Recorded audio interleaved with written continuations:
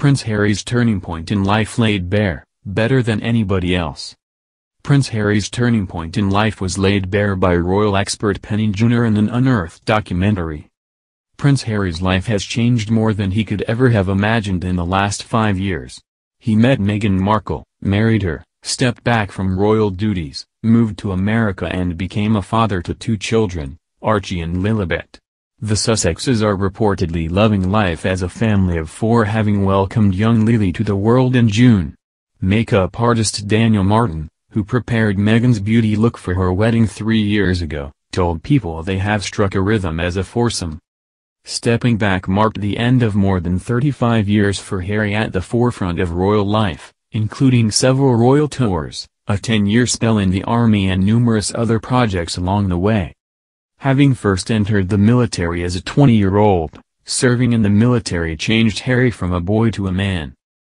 Harry's first scheduled deployment to the front line in Iraq was scrapped in May 2007 amid concerns he would be a high-value target.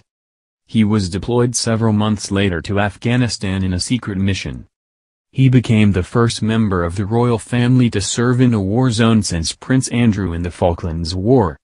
The narrator of the 2018 Netflix documentary Prince Harry's Story, 4 Royal Weddings said Harry found a sense of belonging thousands of miles from home.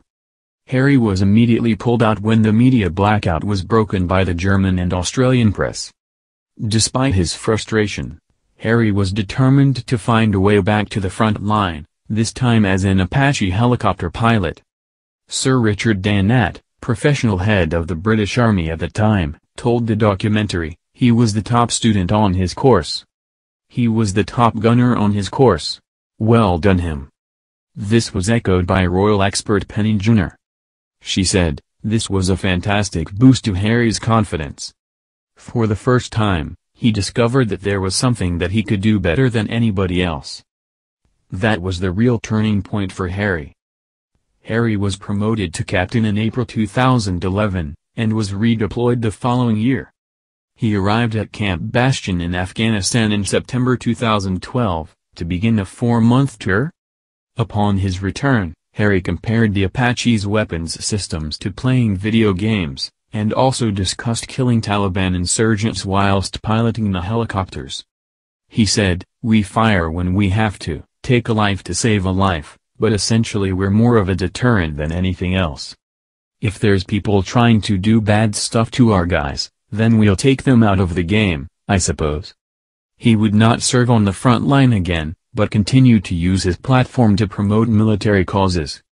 His flight home from Afghanistan inspired him to make a difference. Soldiers that had lost limbs were on the same plane. Harry insisted that he was not a hero, the injured were the true heroes. His response, wanting to make a difference, was to launch the Invictus Games. The first Invictus Games took place in London's Olympic Park in 2014, with a series of countries hosting since. The latest games were supposed to be held in May 2020 in The Hague, Netherlands, but were postponed twice due to the coronavirus pandemic. They will now be held next year, with a Netflix film crew in tow as part of Harry's Heart of Invictus documentary project. After 10 years with the Army, Harry stepped down in 2015. His experiences within the military, he said in a statement, would stay with him for the rest of his life. Since then he has served as Captain General of the Royal Marines, but was forced to give up this position in February 2021, as well as handing back all other honorary military appointments, following his and Meghan's decision to step back from royal duties.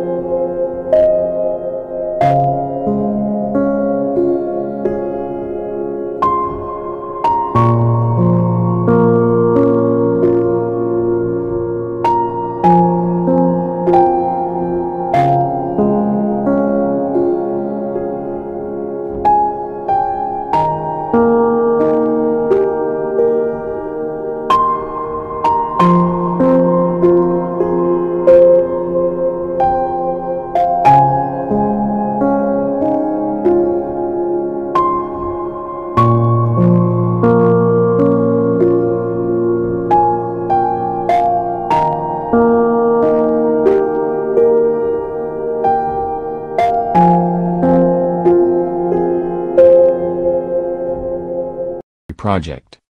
After 10 years with the Army, Harry stepped down in 2015.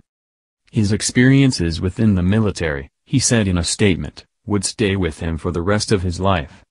Since then he has served as Captain General of the Royal Marines, but was forced to give up this position in February 2021, as well as handing back all other honorary military appointments, following his and Meghan's decision to step back from royal duties.